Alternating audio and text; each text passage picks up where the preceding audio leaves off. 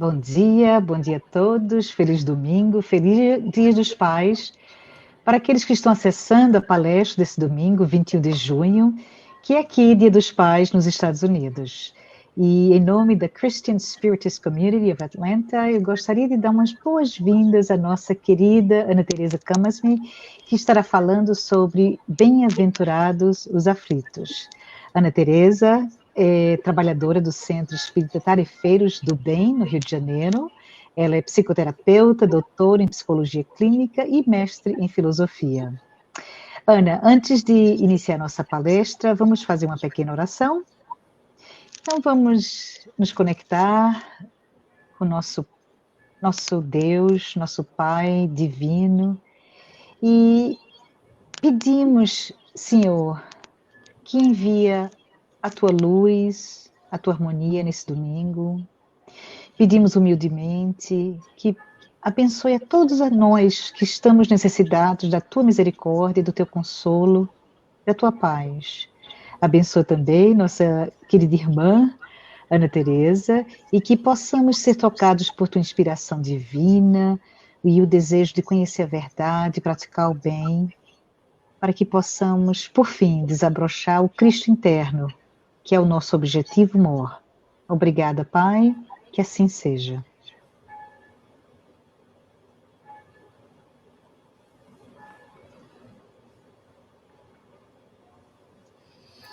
Então, bom dia, amigos.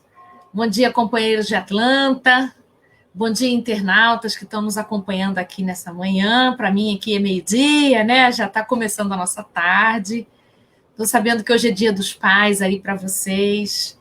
Então, aos papais queridos, os que estão encarnados, os desencarnados, que recebam o nosso abraço virtual, né? Nosso abraço com carinho pelo dia de hoje.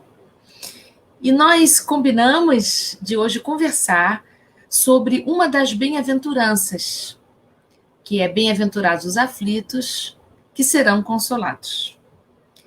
Esse tema é um tema,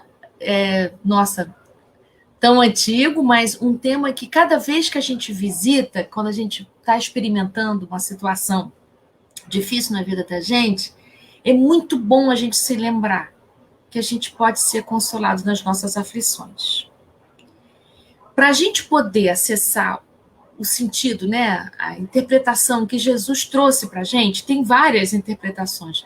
Eu vou trazer a interpretação que a gente mais conversa na nossa casa espírita, que decorre dos nossos estudos no Evangelho segundo o Espiritismo, no capítulo 5, em que Kardec reuniu nesse capítulo, né, essa bem-aventurança e outras que têm correlação com ela.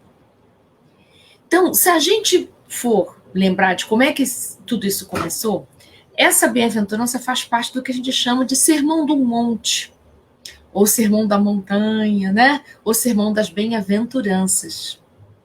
Então, Jesus, quando trouxe esse sermão, essas 9 ideias, esses 9 caminhos, né? Essas 9 orientações, ou se a gente quiser pensar, essas 9 bem-aventuranças fazem parte de uma jornada de iniciação, se você quiser. Esse sermão foi a primeira aparição pública de Jesus. Então, os doutores da lei da época, os sacerdotes da época, estavam esperando muito ansiosos uma fala profética que dissesse respeito, né, a eles. Mas, na verdade, Jesus começa o Sermão da Montanha falando para os humildes, para o povo, para os simples, para os pequenos, para aqueles que sofrem, aqueles que experimentavam grande desigualdade social lá no tempo de Jesus, né? Então, se a gente observar esse sermão, ele tem 3 públicos.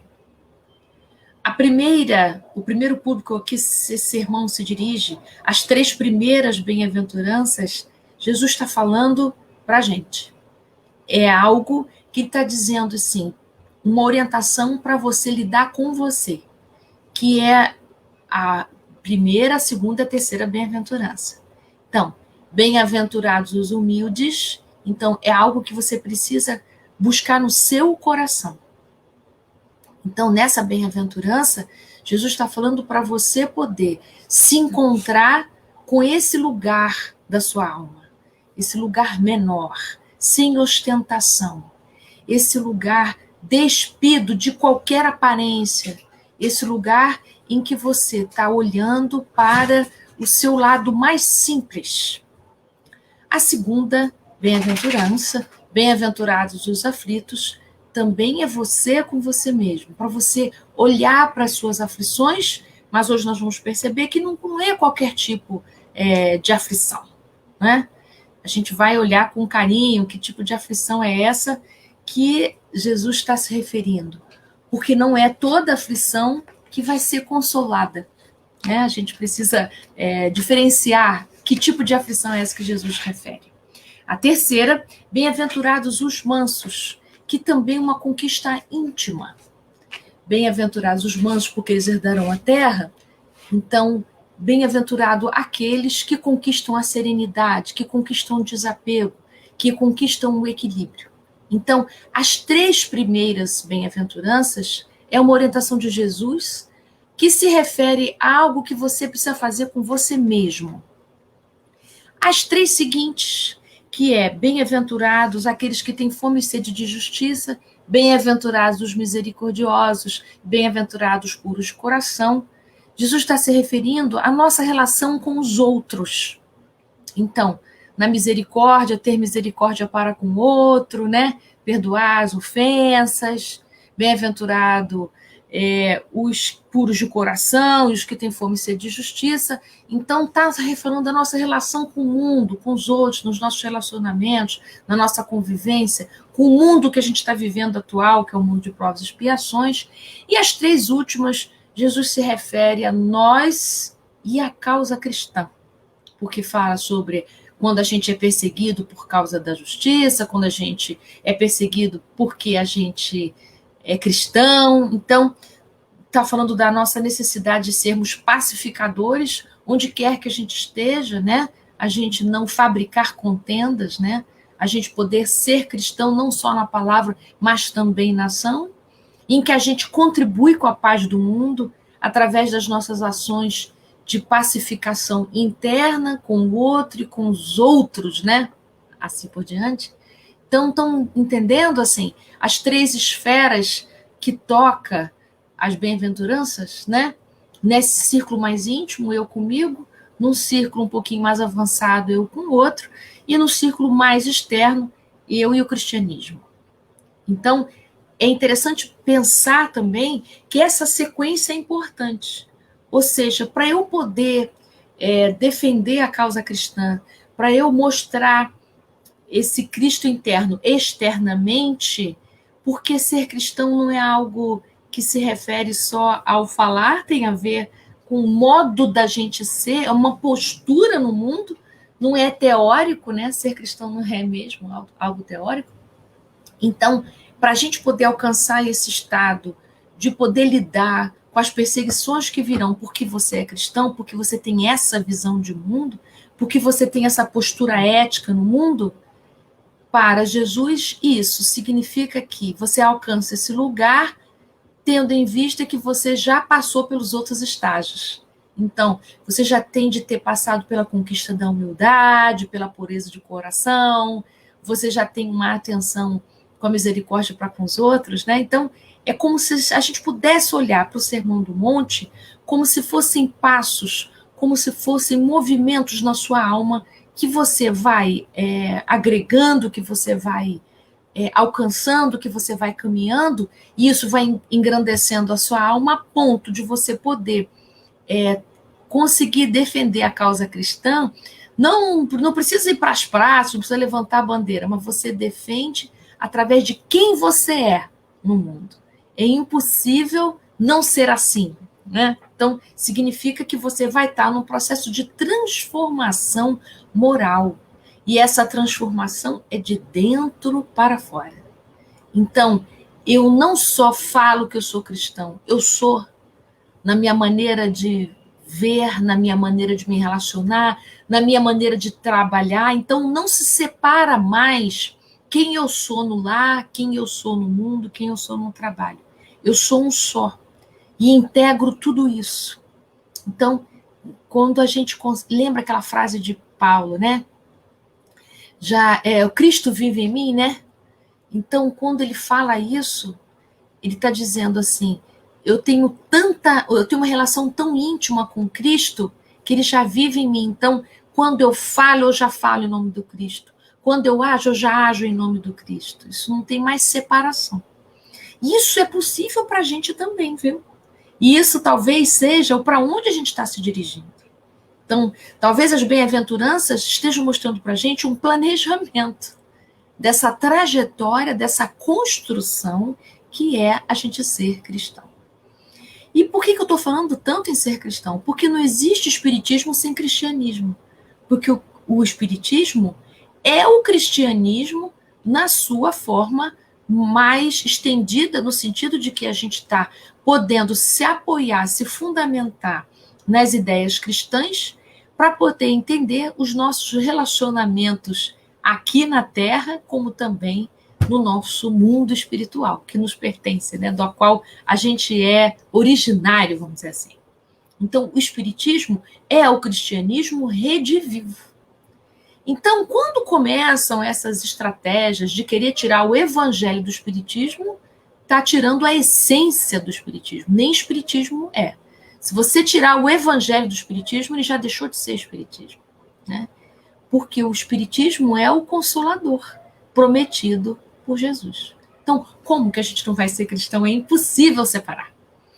Então, ser cristão, ser espírita é a mesma coisa.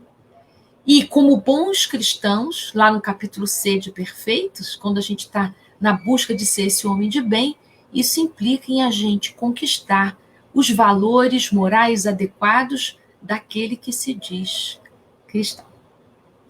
Então, para a gente poder entrar na bem-aventurança das aflições, bem-aventurados os aflitos, a gente precisa se lembrar que para entrar nesse lugar de ser bem-aventurado de acordo com as nossas aflições, a gente precisa já ter passado pela bem-aventurança 1, que é bem-aventurados os simples, bem-aventurados os humildes, ou, quem quiser, os pobres em espírito, porque quando a gente fala pobre em espírito, as pessoas confundem isso com pobreza material, né? Não é isso que Jesus está se referindo àqueles que são simples. Às vezes a gente até usa essa palavra, aquele fulano é humildezinho. Não é essa humildade que Jesus está se referindo, né?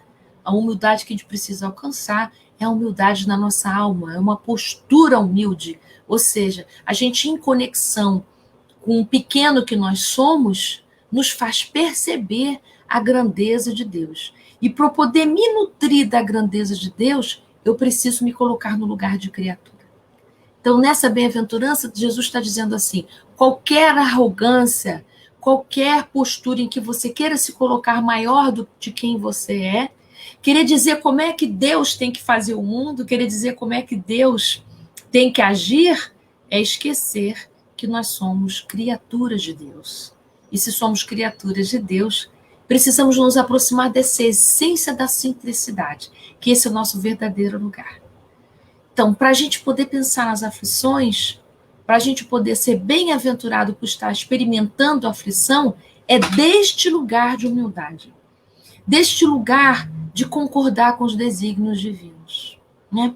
Quando a gente concorda com os desígnios divinos, gente, a gente está num lugar de grande aprendizado. Porque quando a gente abre mão de controlar, a gente aceita o que está vindo, a gente se abre para o aprendizado que aquela experiência traz. Então, esse momento de pandemia que a gente está vivendo, não vou falar muito sobre isso, porque vocês já devem ter assistido milhões de lives sobre pandemia, mas só fazendo aqui uma alusão, esse momento de pandemia mostra para nós que a gente não controla nada mesmo. E porque a gente não controla nada, a gente precisa acolher no coração todas essas experiências que estão acontecendo para que a gente possa deixar que transformações aconteçam no íntimo dos nossos corações, né? Nas nossas almas, de verdade.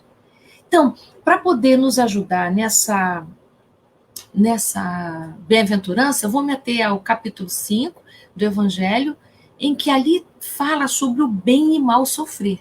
Significa que a gente pode passar pelas aflições com revolta, com mal-estar, passar pelas aflições reclamando das aflições. Vamos imaginar nessa pandemia você reclamando de tudo. Ah, que coisa ruim, por que a gente está passando por isso? A gente não merecia isso e tal, a minha vida estava tão boa. Bom, se você entra nesse lugar da reclamação, da queixa, se você gasta seu tempo e a sua energia vital na revolta, pouco espaço ou nenhum espaço fica para que transformações aconteçam na sua alma. Então, quando você fica nesse lugar, muito pouco ou quase nada, a espiritualidade pode te apoiar ou te ajudar para você poder atravessar isso. Então, isso é que é o mal sofrer. No mal sofrer, como é que a gente vai receber consolo espiritual? Porque é como se a gente colocasse, gente, um muro entre nós e a espiritualidade maior. Quando a gente está na revolta, quando a gente está brigando, quando a gente está nesse tom, nessa sintonia, a gente está fechado para ajuda espiritual. Nesse fechamento, como é que podem acontecer transformações morais, né? Quase nenhuma. Então, essa bem-aventurança guarda uma íntima relação com a lei de destruição. E eu queria aqui ler para vocês essa questão da lei da destruição, que eu acho ela muito elucidativa para a gente, que é a questão 728, em que Kardec pergunta assim: faz parte da natureza a lei da destruição? E aí os espíritos respondem assim: é preciso que tudo se destrua para que possa renascer e regenerar.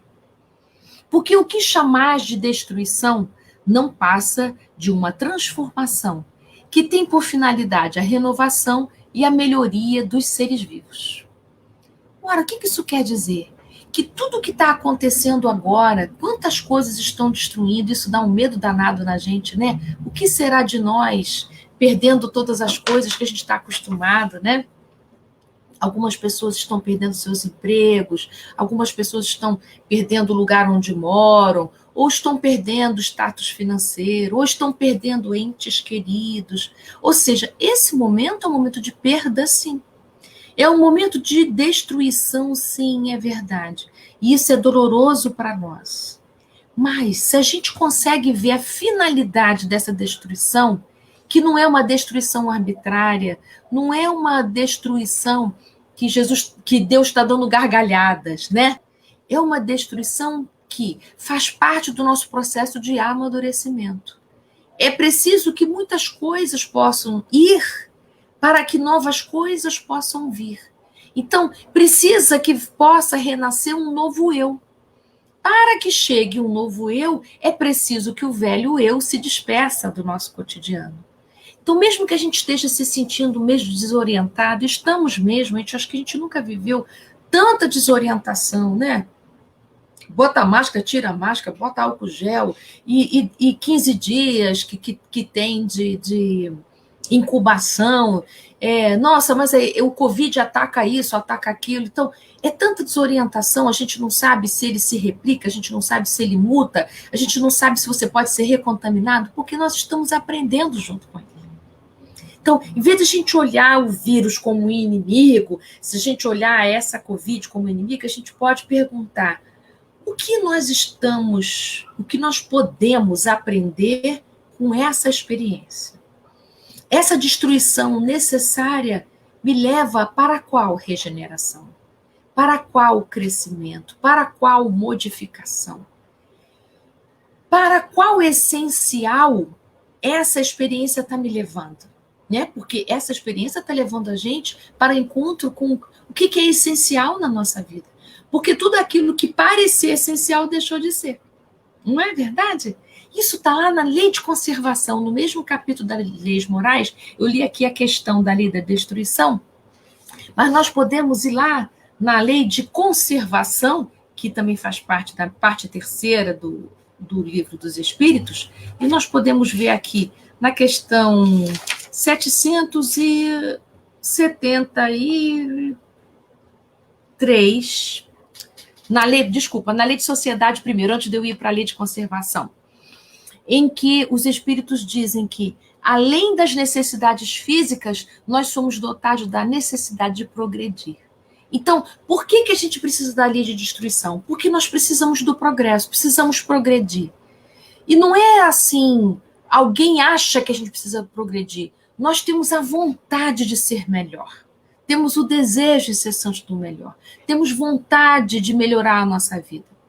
Então, gente, vamos combinar que a maneira como a gente estava vivendo a nossa vida até então, até antes do dia 16 de março, nós estávamos numa luta desenfreada de aquisição de bens materiais, estávamos numa luta desenfreada pelo poder, estávamos inebriados pela vida material, estávamos até cegos na vida material.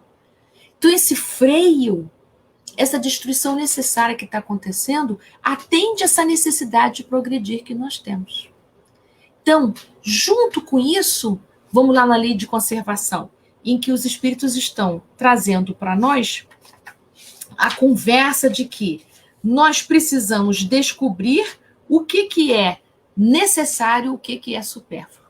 Então, os espíritos dizem, lá na questão 717, nada há de absoluto entre o que é necessário e o que é supérfluo.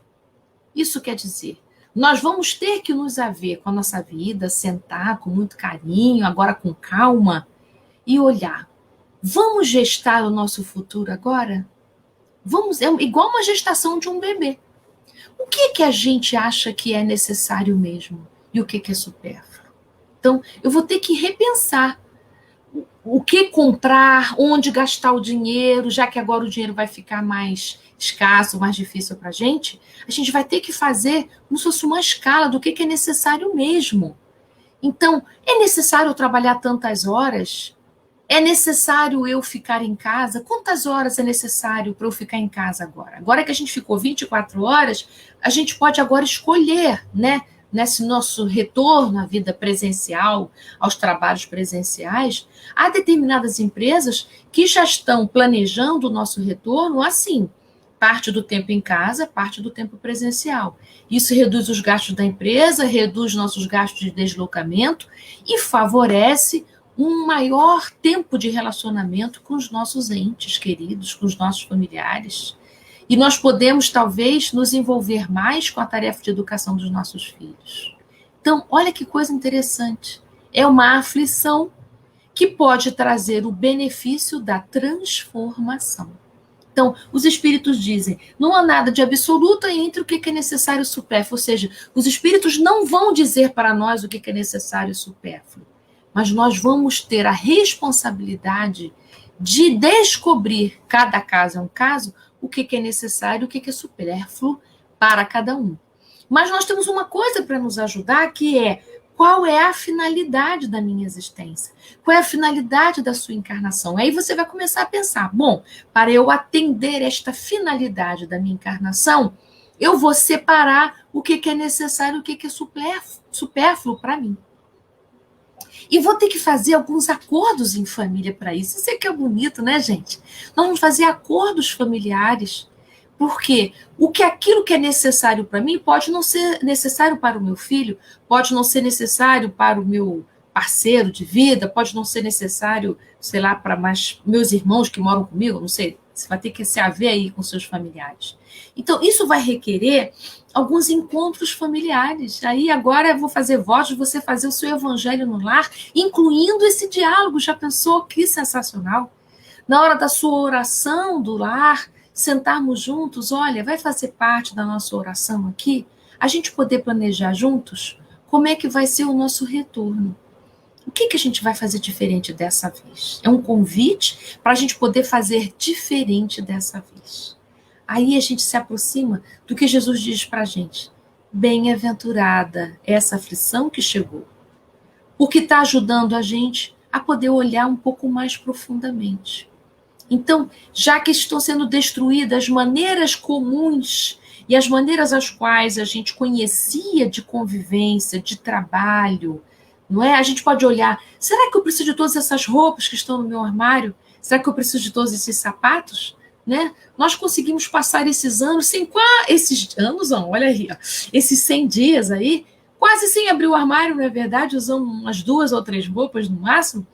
Então, será que a gente não pode fazer uma grande doação, fazer uma grande renovação nos nossos pertences, nos nossos bens materiais, né? Bem-aventurados os mansos que herdarão a terra, fala isso.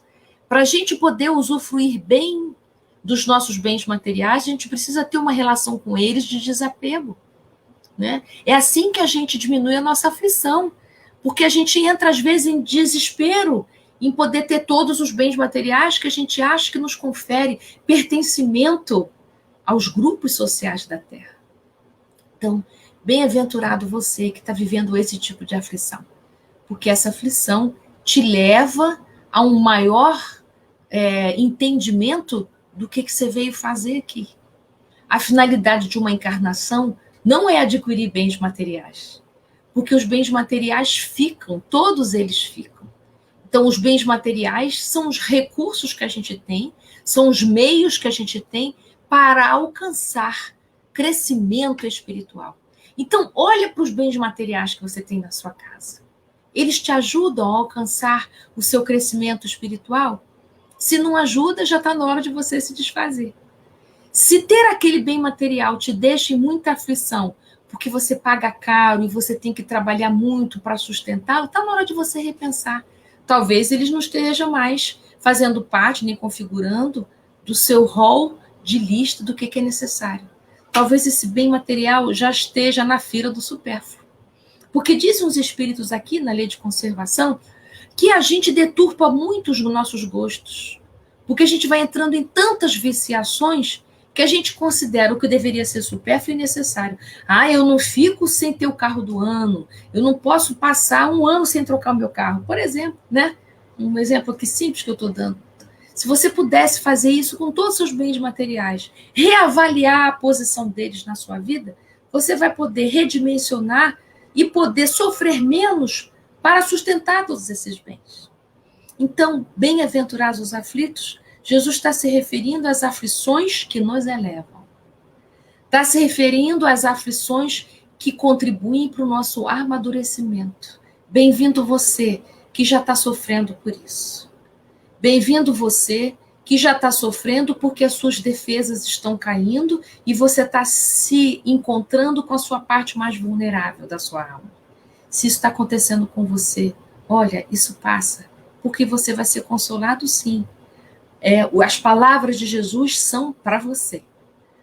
Então, para poder especificar melhor essas aflições, eu vou me referir a um livro do Leon Denis, O Problema do Ser, do Destino e da Dor.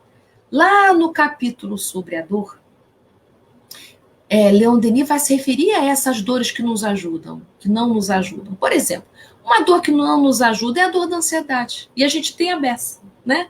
Essa ansiedade em relação ao porvir. Nossa, como será que vai ser a nossa vida? Será que vai dar certo? Será que isso vai melhorar? Será que aquilo vai melhorar? Será que eu vou ter minha vida de volta? Será que eu vou conseguir manter meu emprego? Será que eu vou pagar as minhas contas? Então, essa dor do futuro, essa dor que se refere ao que está lá na frente, essa dor que a gente fabrica e não dorme, que vira insônia, esse é o tipo de aflição que não tem consolo. Por quê? É uma dor que você está fabricando. É uma dor que revela a sua falta de confiança na espiritualidade maior. Confia. Tudo isso que nós estamos passando é um processo de transformação. Confia, solta, entrega isso nas mãos de Deus. Nós não temos como controlar. Como a gente não controlou a chegada da pandemia, nós também não vamos controlar o que vai ser depois dela. Nós podemos ter alguns planejamentos, mas é para você sossegar. Você pode fazer alguns planejamentos e você sossegar, e você se certificar de que eu faço a minha parte e a espiritualidade maior vai fazer o restante. Então, qual é a parte que eu posso fazer? A parte que eu posso fazer é eu planejar, é eu confiar, é eu me preparar. Então, aproveitar esse tempo para estudar, preparar esse tempo melhorando as minhas relações no lar, aumentar o nível de diálogo no lar, pacificar meu coração. implementar orações diárias, meditações, serenar meu coração, cuidar do meu corpo para não cometer excessos, porque grande parte do nosso sofrimento se deve aos excessos que a gente vai entrando, porque a gente prefere anestesiar do que enfrentar o nosso medo, né? A gente começa a sentir medo, aí a gente anestesia. A gente começa a sentir ansiedade, aí a gente anestesia. Anestesia como? A gente vai para as compulsões, né? Come demais, dorme de menos. Então, agora é hora de você cuidar do movimento. É hora de você poder fazer exercícios físicos. Faça na sua casa exercícios físicos. Ajuda o seu corpo a liberar essa energia que fica na cabeça. Essa energia do, ai meu Deus, o que eu vou fazer, né? Descer essa energia mental para o seu corpo. Então, quanto você pode levar essa energia da aflição para o seu corpo sabe o que fazer com isso, sabe sim. Vai te dar vontade de agitar, vai te dar vontade de dançar, vai te dar vontade de cuidar das plantas, é isso. Energia circulante, você tem vontade de agir. Deixa o seu corpo agir. Eu sei que você não pode sair de casa, mas na sua casa, você pode dar vazão a essa energia que você está fabricando aqui. Então, bem-aventurados os aflitos, porque serão consolados, não diz respeito às aflições que a gente está fabricando, que a gente está inventando, que a gente está, vamos dizer assim, dedicando energia e horas do nosso dia para isso.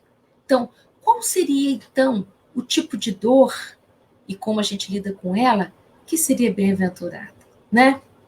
Então, Leon Denis nos mostra, eu vou usar aqui 4 denominações, vou usar aqui 4 estilos, 4 tipos de dor que contribuem para o nosso amadurecimento, que contribuem para o nosso crescimento espiritual. Então, a primeira que vou me referir é aquela dor que protege. Se você está experimentando uma dor que protege de quê? Dos nossos excessos. Então, por exemplo, você fez faxina demais na sua casa, né? Mas você exagerou, mas você não percebeu os seus limites, a dor vem para te lembrar dos limites. Aquela dor nas costas, né? Aquela dor que deu nos seus braços. Eu estou dando um exemplo metafórico, tá, gente? Esse é o tipo de dor que te protege de continuar no excesso.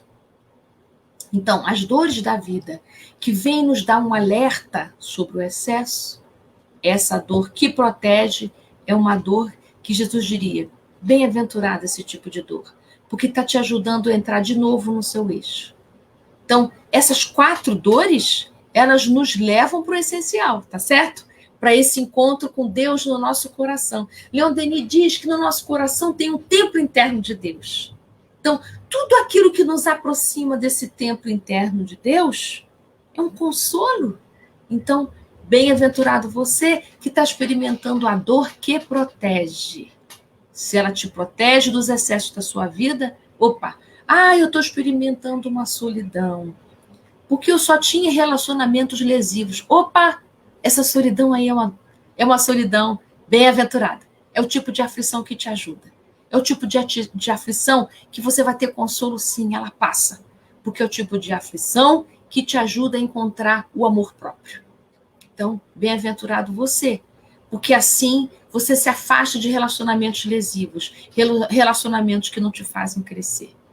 E tem relacionamento assim? Muitos relacionamentos são assim, porque às vezes a gente se encontra com uma carência tão grande que a gente não escolhe com quem vai se relacionar. A gente não olha direito com quem a gente está se relacionando, né? Sabe aquela frase de Jesus, vigiai e orai? Ela foi recortada. Lá no evangelista Marcos, no evangelho de Marcos, vocês vão ver que é assim, olhai, vigiai e orai por último. A primeira palavra de Jesus é olha. Olha para quê? Para que você possa escolher melhor seus caminhos. Então, às vezes, a gente está tão carente, tão desesperado, que a gente se relaciona com a primeira pessoa que aparece. Está faltando o olhar. Depois não adianta você fazer oração, porque faltou os 2 primeiros estágios, que é olhar e vigiar. Vigiar para você não escorregar nas más inclinações, que é onde a gente geralmente vai. Então, Olha primeiro, presta atenção aonde você está colocando os seus pés. O coração do outro é um campo sagrado. O seu coração é um campo sagrado também. Então, se você se relaciona com qualquer um, sem prestar atenção, se essa pessoa realmente tem algo que possa contribuir com o teu crescimento. Porque relacionamento a dois precisa ser assim, gente. Precisa contribuir lá e cá. A minha presença na vida do outro precisa engrandecê-lo, mas a presença do outro na minha vida também precisa me engrandecer. Significa que o que ele traz é diferente do que eu tenho. E o que eu levo também é diferente do que ele tem. É assim que a gente cresce juntos. Agora, se um atrás do outro eu estou tendo relacionamentos que me deixa cada vez mais lesionado, opa, que aflição é essa? Essa aflição não tem acolhimento no mundo espiritual, mas a solidão que decorre por você começar a prestar atenção nisso e começar a se afastar desse tipo de relacionamento lesão, e você começa agora a olhar para você e você sente muita solidão e está entristecido por isso, bem-aventurado. Essa é a dor que te protege. Então, primeira dor. Segunda dor. Existe uma dor que ela é chamada de dor que acelera. Isso está fundamentado no Evangelho, segundo o Espiritismo, lá no capítulo 5 mesmo, no item 9, que os Espíritos dizem assim: não creia que todo sofrimento suportado neste mundo denote a existência de uma falta anterior. Há simples provas buscadas pelo Espírito para que possa ativar seu progresso espiritual. Então, os Espíritos estão dizendo que a dor que acelera, o segundo tipo de dor. Então, é uma dor que nos ajuda a andar mais rápido, para acelerar o nosso progresso. Não tem nada a ver com o erro do passado. Porque nem todas as dores que nos acontecem hoje têm laço com o nosso passado. Por exemplo, quando eu falei de relacionamentos lesivos, você não está aí em relacionamento lesivo, é porque no passado eu fiz muito mal às pessoas, então nessa sou eu que estou recebendo o mal delas. Não, Nina, não, para com isso. Ninguém veio aqui para sofrer. A gente veio aqui para amadurecer, para crescer, para fazer melhor, para fazer diferente. Então, se no passado você machucou corações, não é machucando o seu coração agora que você vai se elevar de jeito nenhum. Como é que a gente reabilita corações que a gente machucou? A gente hoje vem numa posição melhor para ajudar essas pessoas no seu processo de crescimento. Então, você vai virar professor, né? Você vai virar um médico, vai virar um assistente social. É por aí que a gente sara essas coisas, tá bom? Então, segunda dor que acelera, é aquela dor que advém de escolhas que você fez para o seu progresso. Então, é uma dor que não tem nada a ver com a experiência anterior. Chega para você crescer, para se acelerar, para você andar mais ligeirinho. Então, segundo tipo de dor. Vamos para a terceira dor? Aí sim, são aquelas dores de resgate, são dores que eu chamaria dor que liberta. Liberta do quê? Dos aprisionamentos velhos. Então, são aqueles relacionamentos familiares, difíceis, que te acompanham a vida inteirinha, que você está ali num processo de depuração, que você está ali num processo de libertação das suas experiências lesivas do passado. Então, você está ali junto com aquele filho que é o teu algoz, né, que está ali cobrando, que está ali exigindo, está no seu pé, que não deixa você descansar, que você se sente assim. Essa recebe consolo sim. Bem-aventurado você, que já está podendo ajustar, que já está podendo equilibrar seu débito espiritual. Bem-aventurado você que vai sair vitorioso dessa encarnação. Tenha paciência, tenha calma. Você tem tudo a ver com essa história. Em vez de você ficar olhando, eu sou do mal, eu sou um endividado. Não, vamos sair dessa vibe, tá? Você está aqui resgatando para poder melhorar, para você ser um espírito livre e deixar o outro livre também. É momento de acontecer um perdão no seu coração e no coração do outro. Já é para a gente poder deixar, solta, entrega isso. Não fica querendo ressarcimento, nem reconhecimento das suas vitórias. Você está ajustando débitos velhos, está curando feridas velhas. Calma. Então, agora é para você ter muita serenidade. Seu filho te maltratou, seu filho te distratou, ponha limites, mas não revida. Respira. Compreende que ele está num processo de crescimento. Compreende que pode ser que ele olhe para você e se lembre só energeticamente de histórias de vocês do passado. Ele tem muita raiva, muito ressentimento preso. Então, deixa isso passar. Vai curando com amor, com paciência, mas sempre com limites.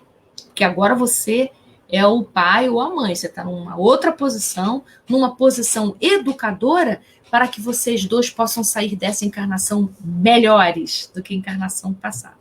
Então, 3, dor que liberta. E a última, a quarta dor, é a dor que amadurece.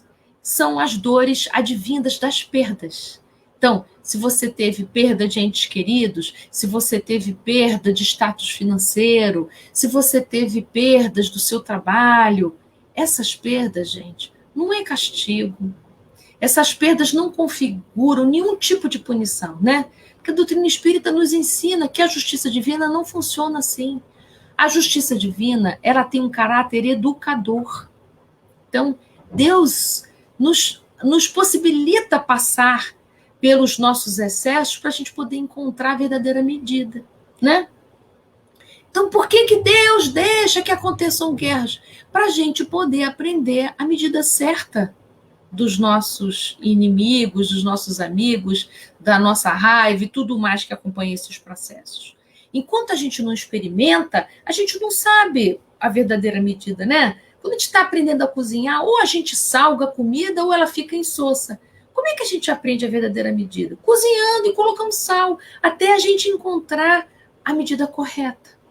Então, nós passamos por muitos excessos até a gente descobrir a justa medida. Então, a gente passa por muitas lesões até a gente descobrir qual é o limite que a gente precisa dar para o outro, qual é o limite que a gente precisa dar para a gente. Então, as perdas que acontecem na vida da gente faz com que a gente percorra espaços na nossa alma que a gente nunca poderia ir por vontade própria. Então, Leon Denis, no capítulo sobre a dor, ele diz assim: quando o anjo da dor me tocou com suas asas, olha que lindo, pude dar voos inimagináveis. Não quer dizer que Leon Denis está falando para a gente assim, isso, dor é muito bom, fique feliz com a sua dor. Não, não é isso, não. Ele não está tripudiando com o nosso sofrimento, não. Mas ele está dizendo assim, já que a dor está na sua vida, aproveita. Aproveita a profundidade que a dor te oferece. Vocês já repararam isso? Que quando a gente está vivendo uma dor emocional intensa, a gente tem vontade de ficar sozinho, a gente descobre sombras nossas que a gente não sabia, a gente descobre a nossa inveja, a gente descobre o nosso egoísmo, e a gente descobre a nossa vaidade, a gente descobre como a gente estava mergulhado em ilusões, né? Como às vezes a gente virou Alice no País das Maravilhas, como a gente está querendo ser Peter Pan, está querendo salvar o mundo. E essa dor, ela é muito bonita, viu? Porque você está se despindo dessas expectativas que não são nada humanas, né? Que não nos cabem mesmo. Então, a gente precisa passar pela dor da desilusão. Que bom que você está na desilusão, né, gente? Significa que agora você vai se encontrar com a realidade, graças a Deus. É para você ajoelhar, sabe? Encher seu coração de gratidão. Então, dor que amadurece. É a dor que acompanha as nossas perdas. Perda das ilusões. Perda dos nossos sonhos. É quando a gente se encontra com os nossos sonhos mortos, né? Quando a gente sai do amargo e a gente tem compaixão. Nossa, eu era tão sonhador. Aonde está aquele ser sonhador que eu era, né? É porque quando a gente se desilude, se a gente não se encontra com um bom lugar na alma, às vezes a gente vai para a dureza de coração. E aí a gente não quer deixar ninguém sonhar à nossa volta, porque doeu tanto que eu não deixo ninguém sonhar. Eu destruo o sonho de todo mundo. É uma coisa horrível quando a gente está assim. Quando a gente está assim, ainda não é bem-aventurado não, tá? Quando você está impedindo as pessoas de sonhar, tem um capítulo no livro Justiça Divina, Emmanuel deu o nome dessa página de Não Furtar, que ele diz que a gente pode não ser aquele que furta o dinheiro dos outros, mas a gente pode ser aquele que furta a esperança do próximo, que furta os sonhos do próximo. Cuidado com esse lugar. A gente, quando está muito amargo pelas perdas, quando a gente ainda não encontrou um bom lugar depois das perdas, a gente pode ficar assim, amargo, destruindo o sonho de todo mundo. A gente faz isso com boa intenção, viu? Pasmem vocês. A gente faz isso com a intenção de não deixar ninguém se ferir como a gente se feriu, mas não adianta não. Cada um se desilude no tempo que é possível para si. Então, às vezes, a gente precisa deixar o outro nas suas ilusões até que ele tenha condição de se desfazer delas. Porque a gente vai recolhendo ilusão porque a gente não está aguentando a realidade da vida. Então, já está na hora da gente se desiludir, gente. Já está na hora de a gente tirar esse véu. Nós somos espíritos imortais, vivendo uma vida finita que tem tempo para acabar. E nós temos uma tarefa para realizar nesse tempo. Nós temos um compromisso conosco, em primeiro lugar, né? De ser um ser melhor, de ser um espírito melhor. Mas esse compromisso conosco é, ao mesmo tempo, um compromisso com Deus. O nosso compromisso não é com os outros aqui que estão convivendo com a gente. Para de se preocupar com o que os outros pensam, o que os outros vão achar, se os outros vão gostar. Só que o seu compromisso não é com eles. Esses outros são passageiros, gente. Nós é que somos os eternos companheiros de nós mesmos. Então, com quem a gente tem que se haver é com Deus, porque Ele é a nossa consciência interna. Então, já está na hora de a gente desfazer das ilusões, de achar que a gente é herói da vida dos outros, de achar que a gente pode consertar a vida dos filhos, consertar a vida dos irmãos, consertar a vida dos pais. A gente só pode consertar a nossa. E olhe lá! Porque quando os doentes se aproximavam de Jesus e pediam para que Jesus pudesse curá-los, quando eles iam agradecer ao mestre, ele dizia, vai que a tua fé te curou. Porque sem o ingrediente nosso, não há nenhum milagre que Jesus possa operar. Então pensa, se não houver o concurso do outro para que ele possa melhorar, o que a gente pode fazer pelo outro é muito pouco. Então já é hora de a gente desistir desse lugar heróico. O quanto a gente pode ajudar o outro? O quanto o outro puder se autoajudar. O quanto o outro puder se abrir para que eu possa sugerir apenas para que ele possa se ajudar. Para que eu possa mostrar Jesus para ele, só isso. Né? Que bênção quando a gente pode mostrar Jesus para alguém.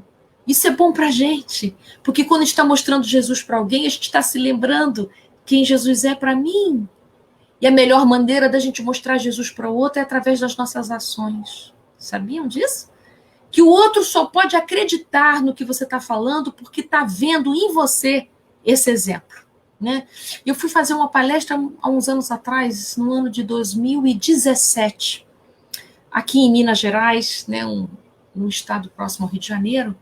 Eu fui falar numa instituição chamada Instituição Espírita Amor, que é uma instituição que oferece acolhimento para pais e mães enlutados através das cartas psicografadas pelas mãos de um médium jovem chamado Júlio de Carvalho. Né? Então eu fui falar para esses pais e fui falar da minha experiência, de como é que eu pude atravessar o luto pelo falecimento do meu filho. Então, quando eu fui contar para eles como é que foi a minha jornada, eu chamo de a minha jornada de cura, eu estou nela eternamente, mas eu já passei pela fase mais grave, porque já tem 4 anos isso, e eu escrevi um livro, esse livro fez parte da minha jornada de cura, um livro em que eu pude juntar os meus conhecimentos, né, da psicologia, mas eu pude me alimentar dos conhecimentos espíritas, que são os conhecimentos cristãos. Esses conhecimentos me ajudaram a sair do desespero. Porque o que o Espiritismo pode fazer por nós, o Espiritismo é consolador, porque ele nos retira do desespero. Quando a gente entende a nossa vida, depois da morte, que a nossa vida continua, todos nós continuamos, nós apenas estamos num trecho pequeno da nossa grande viagem, isso é consolador. Então, eu fui falar para esses pais sobre como é que foi a minha trajetória. Eu não sou exemplo de ninguém, mas eu posso dizer como é que eu pude atravessar. Isso significa que cada um vai ter o seu próprio modo de atravessar os seus lutos, seja por morte ou seja por outras perdas, viu? o luto não se dá só por perda de entes queridos. O luto se dá, por exemplo, eu acho que a gente está vivendo um grande luto da nossa vida cotidiana. Nunca mais ela vai ser como foi. Vai sofrer transformações graves. Então, há um luto aí que precisa ser experienciado por todos nós.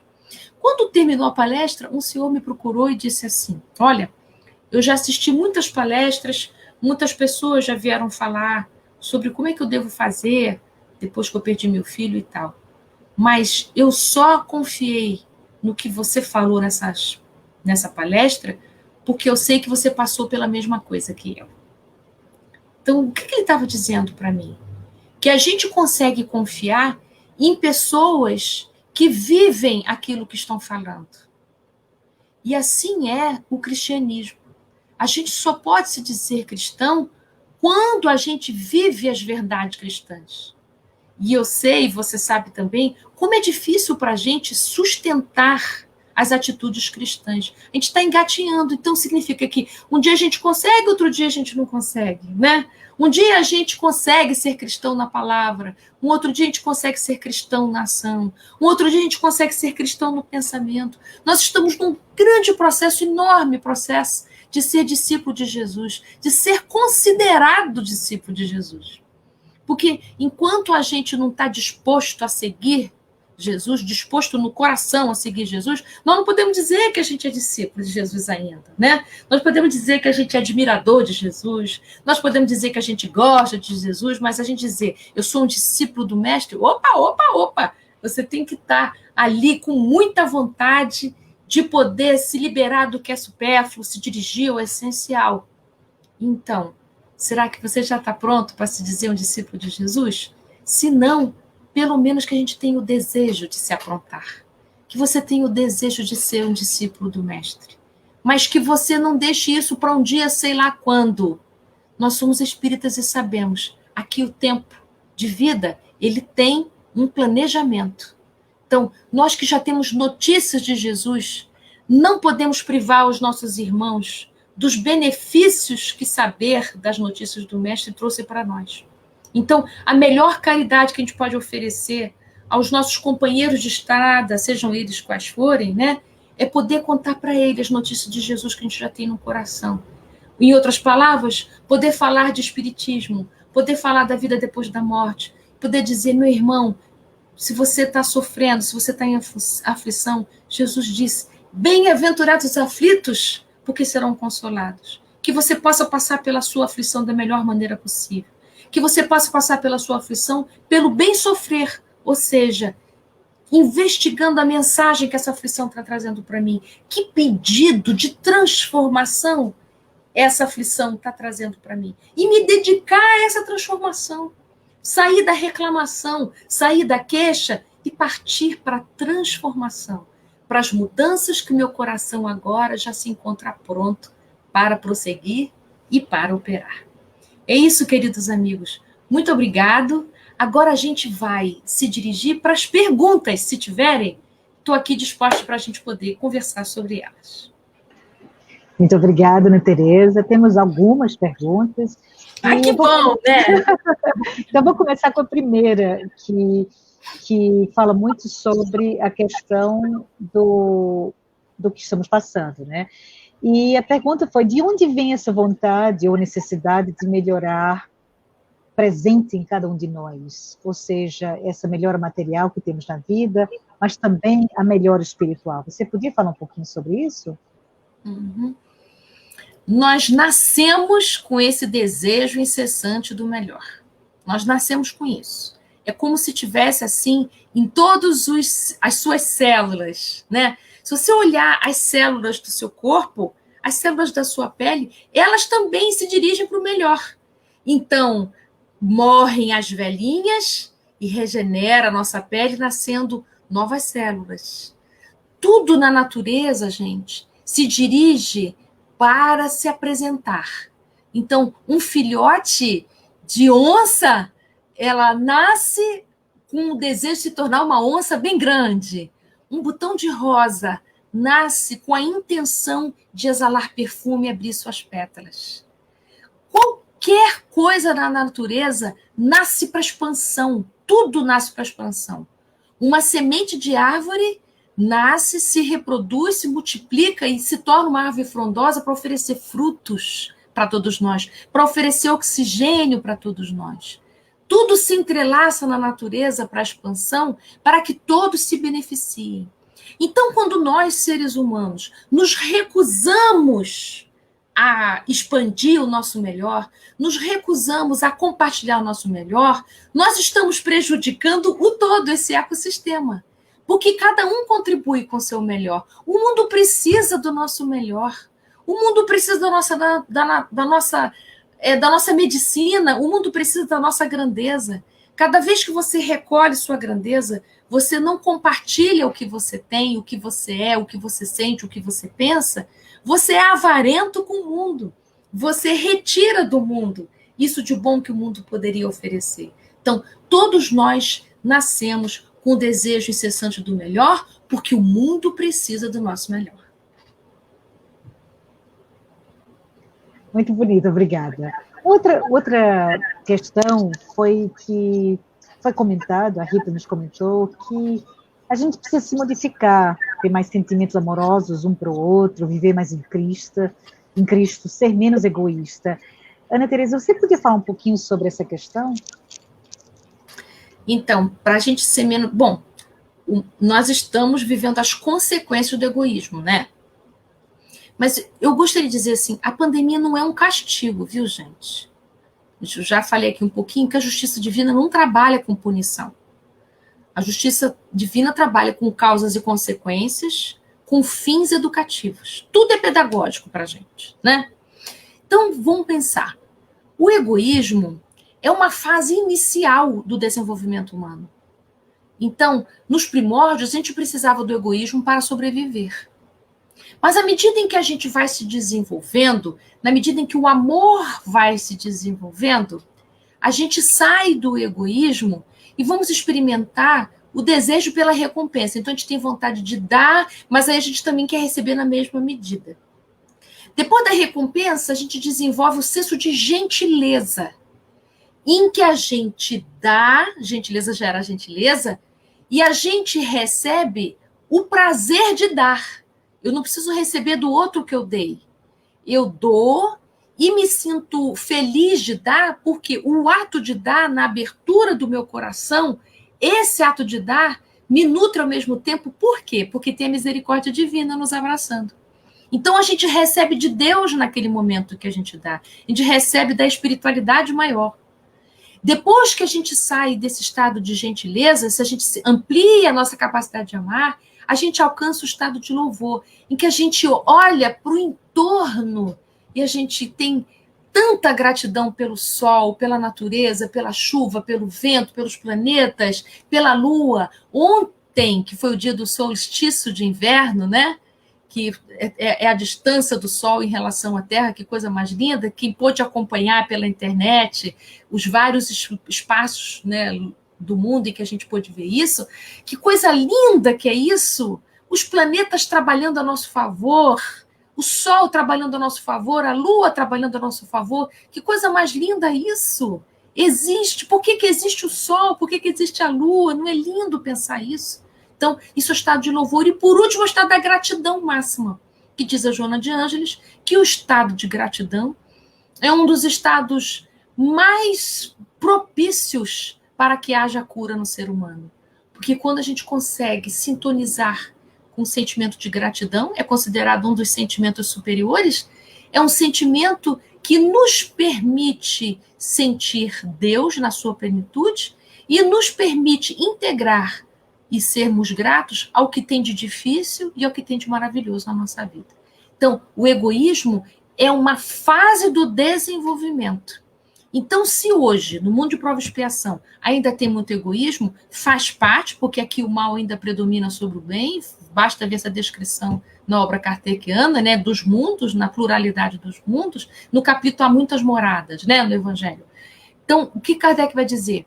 Nesse mundo de prova de expiação ainda é assim. No mundo de regeneração também, melhorado, tá, gente? Mas ainda tem sofrimento no mundo de regeneração, numa escala diferente. Então, para a gente poder fazer essa transição, graças a Deus, estamos na transição planetária, estamos nos encaminhando para o mundo de regeneração, que ainda não é bom a beça, não. Bom mesmo são os mundos felizes, mas a gente está no meio do caminho, ele já é melhor em relação ao nosso. Isso significa nós temos que soltar o egoísmo. O egoísmo é quando a gente pensa assim, se eu der, vai faltar para mim. Então, farinha pouca, meu pirão primeiro, sabe? Então, assim, eu fico medindo tudo, preocupado com a escassez, preocupado. Então, eu ainda não estou na sintonia da abundância divina. Eu ainda estou preocupada aqui com o miudinho. Então, isso é um pensamento muito pequeno. Você ainda não entrou em conexão com tudo que nos rodeia. Mas é um processo, né? Nós estamos em vias de... Nós temos que lutar, não é? Trabalhar a nossa alma para ir abandonando o egoísmo e a gente se conectando com a abundância divina, que é só amor. Tá ótimo. Um comentário que você fez no início da palestra foi sobre espiritismo sem cristianismo não é espiritismo. Como é que a gente pode considerar o espiritismo baseado na Bíblia? Explica um pouquinho para aquelas pessoas que precisam saber sobre isso. É que o espiritismo, ele trabalha com um tríplice aspecto que a gente chama, né? Ele tem a ciência, que dá para o espiritismo os fundamentos dos fenômenos mediúnicos, por exemplo, né? Que através da ciência a gente consegue explicar os milagres de Jesus, né? Então, o espiritismo ele é composto por esses três olhares, essas três dimensões. A dimensão científica vai dar para a gente, esse laço com a ciência, um fundamento para que o espiritismo não seja um conjunto de achismos, né?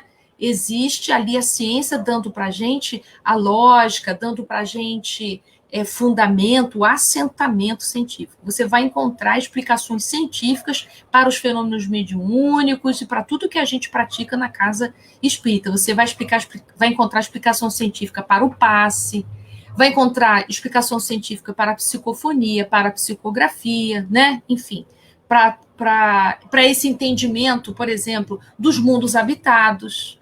Então, a ciência que fala sobre o progresso vai dar para nós elementos que ajudam a fundamentar o que o espiritismo diz, tá? Inclusive, Kardec diz assim, se em algum momento o que a ciência do seu tempo disser for contrária ao que nós estamos dizendo, fica com a ciência, porque não vai tomar a gente como verdade absoluta, não, né? Então, significa que o espiritismo, ele suporta se colocar à prova, porque o espiritismo não é dogmático, tá? Então, o espiritismo suporta o questionamento científico. A outra vertente, que é a filosofia, o nosso livro filosófico, temos aqui, por exemplo, O Céu e o Inferno, que é um livro filosófico, são as discussões filosóficas que vão dar para o espiritismo seu fundamento para não ficar tão endurecido pela ciência, tão matemático pela ciência. A filosofia vem nos ajudar a refletir. Porque uma ciência sem reflexão, gente, vira um monte de frases. Então, a ciência que tem no espiritismo também é dotada de reflexão. Então, o espiritismo, ele é uma religião que pensa. Então, tem a fé raciocinada. Então, nós temos aqui inúmeras reflexões de todas as outras vertentes para nos ajudar a professar essa religião com reflexão. Então, o espírita, ele pensa, ele está aberto às reflexões, às inúmeras ponderações que possam vir.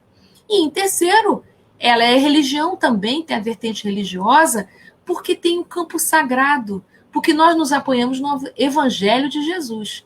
Então, o Novo Testamento que existe na Bíblia, a Bíblia tem o Antigo Testamento, que é antes de Jesus, e tem o Novo Testamento, que são os 4 evangelhos e mais os Atos dos Apóstolos, né? E também tem as cartas de Paulo, que compõem o que a gente chama de Novo Testamento, que é de Jesus para cá.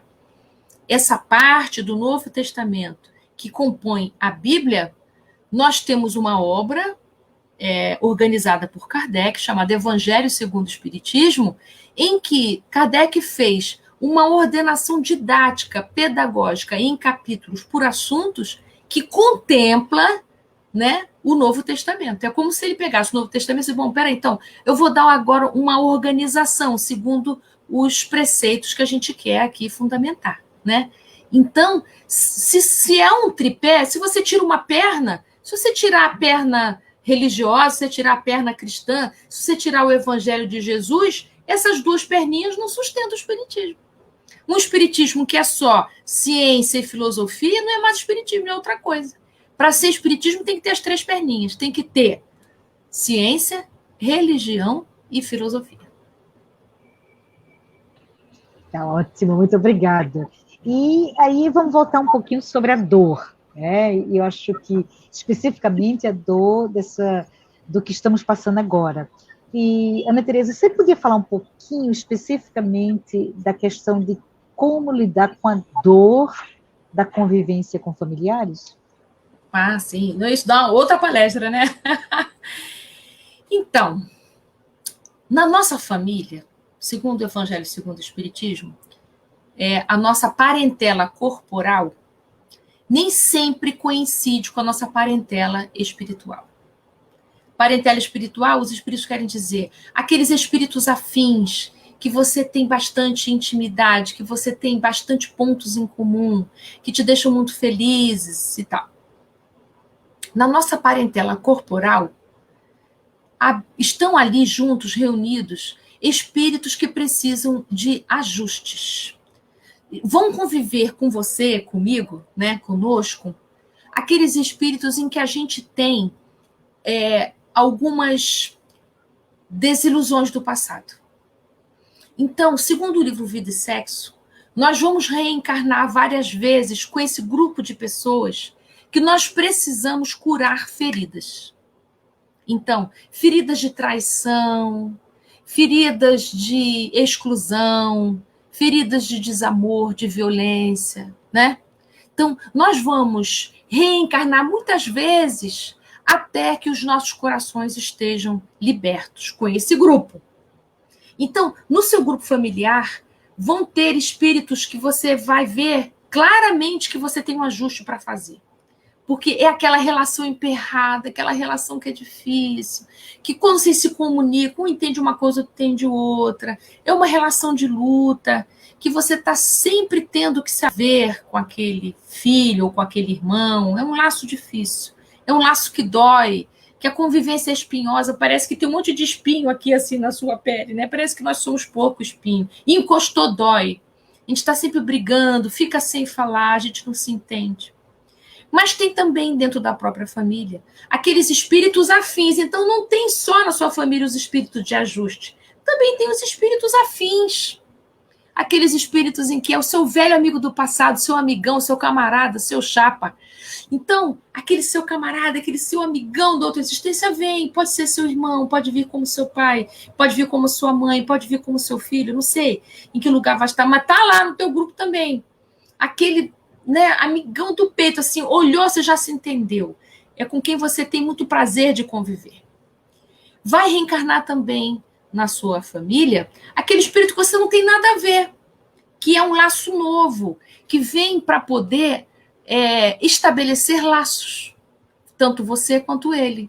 Então, é nessa vida que você vai criar com essa convivência nova, ou o seu inimigo ou o seu amigo, não sabemos, né?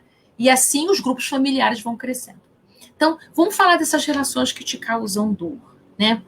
O que você precisa fazer? Em primeiro lugar, entender isso. Não é por acaso que esse espírito está aí na sua existência. Você pode não se lembrar por quê, você pode não se lembrar da história, você pode não se lembrar o que foi que você fez ou o que ele fez. E olha, eu te digo mais, é melhor assim, deixa quieto. É melhor não lembrar.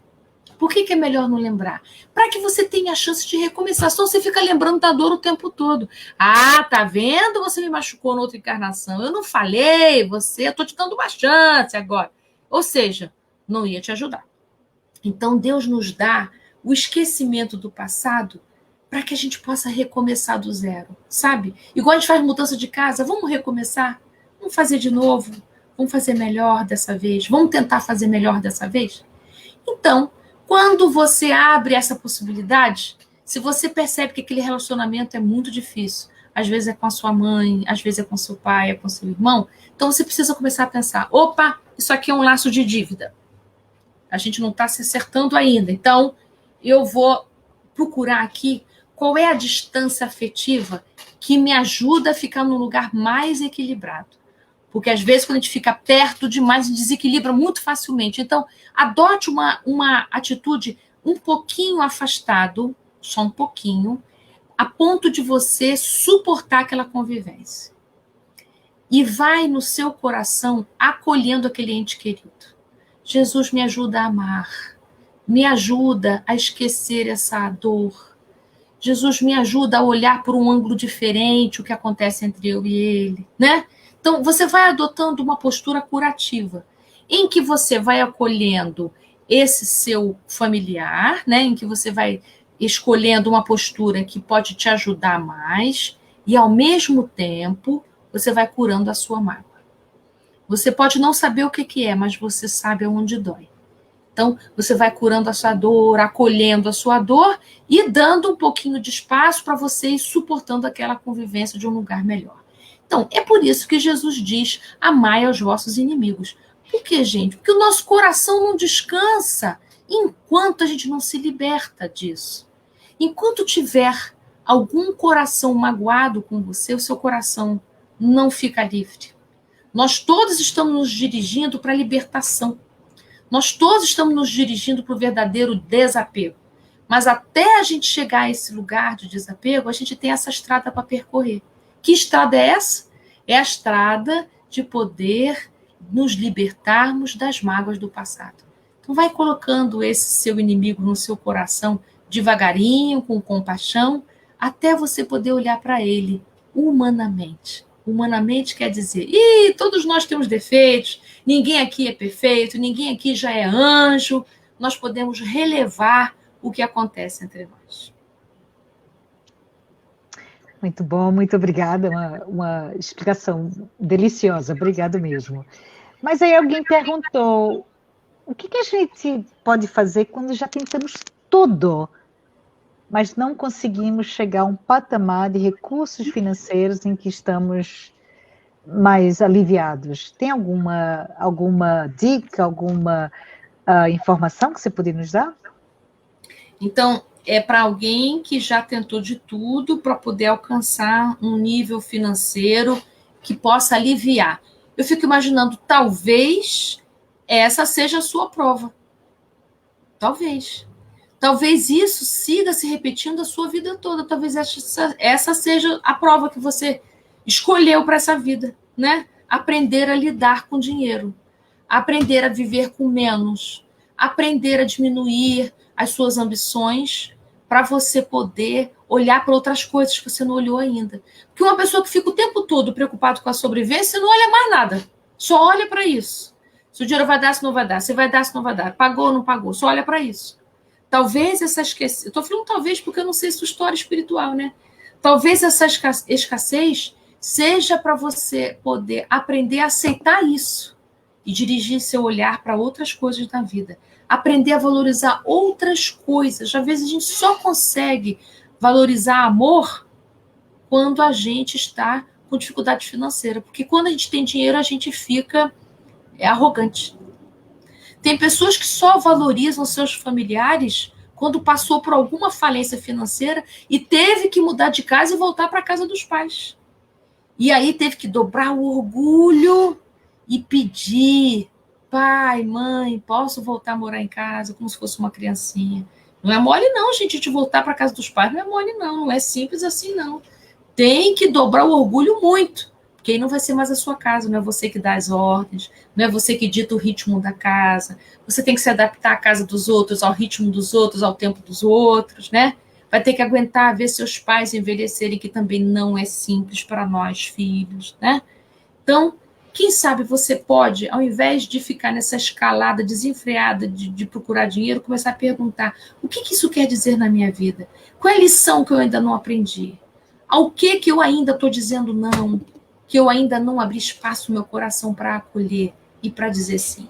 Quem sabe, tá? Isso não é uma lei geral nem universal. Eu estou lançando aqui uma possibilidade para a sua questão. Muito obrigada. E tem outra pergunta, eu acho que faz parte de muitos de nós que estamos morando aqui nos Estados Unidos, mas somos imigrantes, né? Então a pergunta é, como é que a gente pode lidar com a aflição da distância e a impossibilidade de ajudar nossos familiares em outro país? Uma pergunta muito importante, né?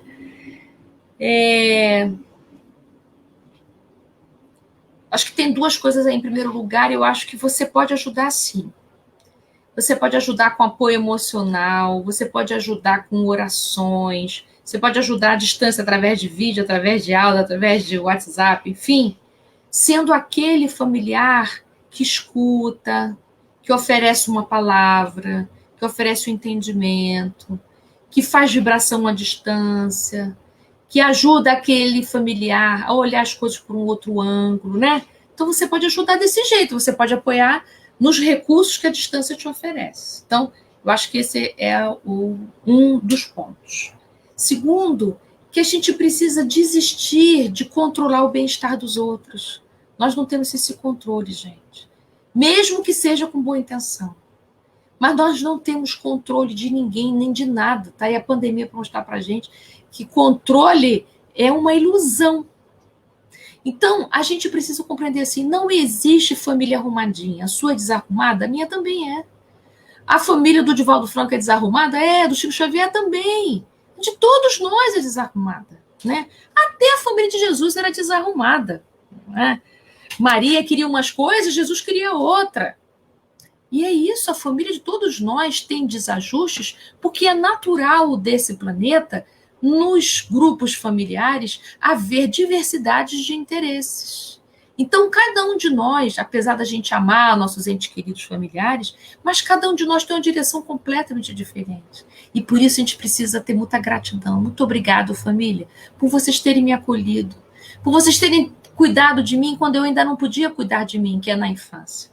Agora que eu já sou adulta, eu posso cuidar de mim. Muita gratidão pelo que eu recebi, mas agora a bola está comigo, eu que vou cuidar de mim daqui para frente. Então, quando a gente cuida da gente, é um grande presente para a nossa família, porque a gente não sobrecarrega os nossos familiares. Agora, cuidar da gente não quer dizer não vou cuidar de vocês. Cuidar de mim implica em eu poder nutrir, né, acolher aqui as minhas necessidades, fazer por mim o que eu não posso delegar para os outros, mas eu posso ser solidária às necessidades da minha família. Mas não quer dizer que eu vou salvar a família. Aí a sua vida só vai ser isso.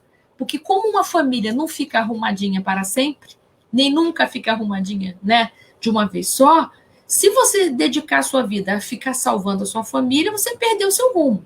Nós podemos ser aqueles que inspiram, que apoiam, que dão suporte, mas não aqueles que salvam. Então, é um aprendizado do limite. Para quem mora longe da sua família, está aprendendo o limite. Eu acho que estamos chegando ao fim.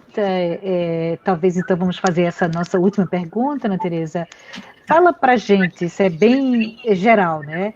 Por que sofremos? É porque estamos cegos espiritualmente? É porque há sofrimentos e sofrimentos, né? A Joana de Ângeles, no livro Plenitude, ela diz que tem 3 tipos de sofrimento. Ela diz assim, existe o sofrimento pela impermanência da vida. É quando a gente se dá conta que tudo na existência passa. Isso é um sofrimento para a gente. Tanto é que a gente faz apego, porque a gente não suporta a impermanência da vida. Então, esse tipo de sofrimento a gente sofre porque a gente ainda não concordou com isso. Então, faz parte do nosso nível evolutivo. Existe o sofrimento por condicionamento, isso é Joana de Ângeles, tá? Sofrimento por impermanência, sofrimento por condicionamento, é quando a gente sofre por experiências da infância, ainda está carregando pesos da infância, pesos da educação da sua família. Esse tipo de sofrimento é porque a gente se acha injustiçado. Então, a gente não liberta, não solta, porque a gente ainda acha que o nosso pai e nossa mãe estão nos devendo, então alguém tem que vir me salvar, eu ainda não estou me salvando, né? Então, esse tipo de sofrimento, eu diria que é uma certa cegueira, sim. É uma cegueira espiritual. Você ainda não entendeu que ninguém deve nada para você. Só quem deve é você mesmo. Você deve ser o quanto grande você puder ser. Isso você deve a si. E o terceiro tipo, que é o sofrimento por sofrimento, que é quando a gente, por exemplo, corta o braço e em vez de cuidar do ferimento do braço, a gente fica chorando porque cortou o braço, sabe? É a queixa, é a reclamação. É o tipo de sofrimento também que não nos engrandece. Então, faz parte aí da nossa cegueira também. Então, há sofrimentos e sofrimentos, né? Sofrimento que nos elevam, sofrimento que faz parte do nosso amadurecimento, esse é um sofrimento bem-vindo. Então, por que a gente sofre? Porque a gente ainda precisa. Porque a gente ainda não consegue dar esse salto por moto próprio. Então, nesse sentido, esse tipo de sofrimento que eleva, a gente ainda precisa dele para poder dar um passo à frente. Agora, tem os sofrimentos desnecessários. Esse você não precisava, que é o sofrimento do condicionamento, o sofrimento do sofrimento. É porque você ainda está na queixa, não aceita, aí é o sofrimento da cegueira, tá? Então, tem sofrimentos e sofrimentos. Tá ótimo, então. Ana Tereza, você podia, então, iniciar o encerramento com talvez uma palavra e encerrar com uma oração? Sim, claro que Muito sim. obrigada. Claro que sim. Então, eu quero, em primeiro lugar, agradecer, Márcia, a você que me ajudou aqui nessa explanação, agradecer a Chiquinha que me convidou para essa palestra, agradecer a todos vocês que nos ouviram nesse Dia dos Pais. Um grande beijo para vocês, papais. A missão da paternidade é uma missão belíssima, eu já vou falar dela. Quero agradecer a espiritualidade maior que nos acompanhou aqui nessa proposta, né? Nesse encontro de conversar sobre as maravilhas da doutrina espírita, que é tão consoladora para a gente. Então, como palavra final, eu quero falar para os papais, tá? Ser pai faz sentido porque tem filho. A gente só pode ser pai porque tem filho. Mas quem nos autoriza a amar os nossos pais são as nossas mães. E quem autoriza a gente a amar as nossas mães são os nossos pais. Pasmem vocês, né? Uma criança, quando ela olha para a mãe, ela olha pedindo autorização para gostar do papai. E uma criança, quando olha para o papai, olha pedindo autorização para cuidar da mamãe. Então, a gente faz essa triangulação o tempo inteiro. Então, a gente precisa muito de vocês, papais, para a gente poder amar a nossa mãe. São vocês que dizem, a sua mamãe é a melhor mãe do mundo. Eu escolhi essa mamãe para você, né? Quando eu casei com essa mulher, eu imaginei meus filhos nos braços dela. Então, papais, falem coisas boas das mamães para seus filhos, para suas filhas. Porque quando a gente faz isso, é uma caridade. Porque os filhos não se sentem divididos. Ou ama o pai, ou ama a mãe. Todos precisamos do papai, todos precisamos da mamãe, todos. Não há ninguém que não precise dos dois. Até Jesus precisou de seu pai. Vocês lembram de José? Se não fosse José, não teríamos Jesus. E Jesus trabalhou na carpintaria de José há muitos anos, aprendendo aquele ofício. E naquele ofício da carpintaria, ele foi ali tecendo a bela doutrina que ele trouxe para todos nós, que é o cristianismo. Jesus se espelhou na honradez e na honestidade de José para ser homem. Jesus também era criança, aprendeu a andar, aprendeu a falar, aprendeu a amar a sua mãe através de José. E José tinha uma grande idade, né? Uma diferença imensa em relação a Maria. E foi ele que transportou Maria em segurança para que Jesus pudesse nascer em Belém. O que seria de Jesus se não fosse José? Foi ele que assegurou a vida desse menino, porque Herodes perseguiu e queria matar todas as crianças que tivessem até 2 anos a ponto de atingir Jesus. E foi José, aquele pai atencioso, amoroso, protetor, presente, que pôde conduzir Jesus em segurança até onde ele precisasse para cumprir sua missão. Se até Jesus precisou de seu pai, que dirá nós? Nós precisamos de todos os papais, encarnados ou desencarnados, conhecidos ou desconhecidos.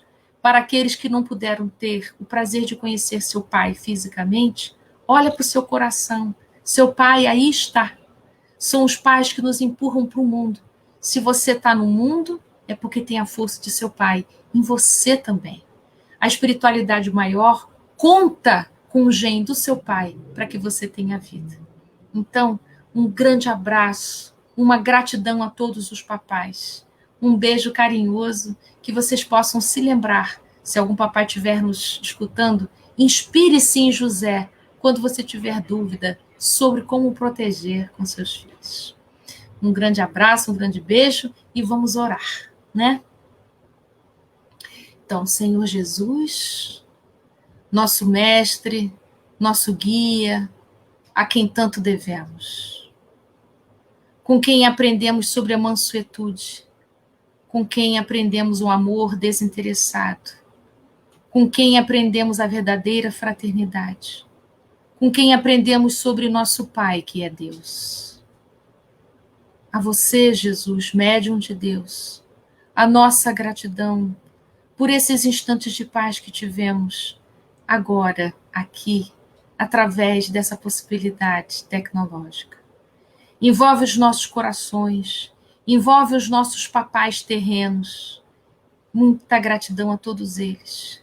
Leva aos nossos papais, onde quer que eles estejam, o nosso abraço filial, o nosso coração em forma de vibrações de serenidade. Que assim seja.